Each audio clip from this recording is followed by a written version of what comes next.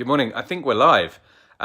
Okay, the reason, very simple reason for going live this morning is simply because a lot of economic information has come out in the UK with regards to inflation, retail price index, consumer price index, telling us a fair bit about the increase in cost to UK consumers and indeed wholesalers who are looking to do a wee bit more business with continental Europe. But more to the point, the end of business, or the close of business yesterday, we were left with potential draft text for an EU-UK Brexit agreement, which is wonderful news. It's perfectly, to be perfectly honest,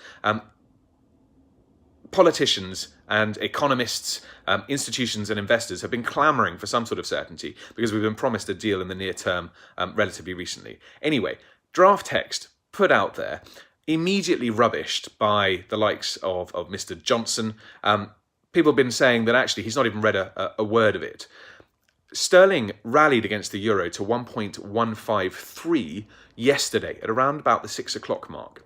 Overnight, as Asia digested the meaning and the sort of sincerity or the integrity of this text, the wording of it, and the market's reaction to it, sterling came off a wee bit, which suggests that no one really knows, although there's text released, no one really knows what that's going to mean.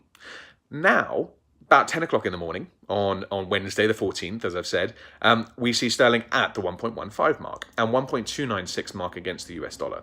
So it's a welcome rally for businesses that need to buy in product between now and Christmas.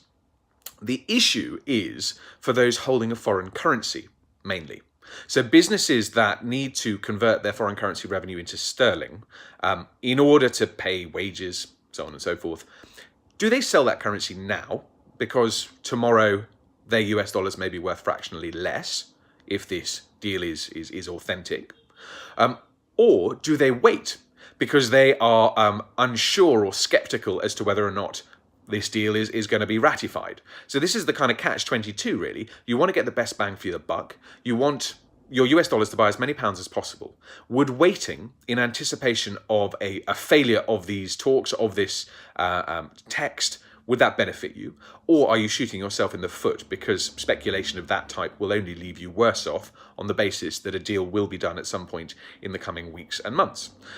We're not here to advise you on which way to go, frankly. We're not going to say to you, hey, wait till tomorrow, the rate will be worse for you. And we can't say, wait till tomorrow, we expect the rate to be better for you. What we can do, though, and if you give us a call, is say to you, this is, based on what you need to exchange, how much worse off you would be if it went against you. So we can actually quantify for you the expense or the cost to you if rates go in one direction or another. I don't know why we're coming to you live today over YouTube. I think it's a wee bit of an experiment, really, and it forces me to power up the old neurons and keep myself concise and on track with regards to information. All chatter today is about Brexit.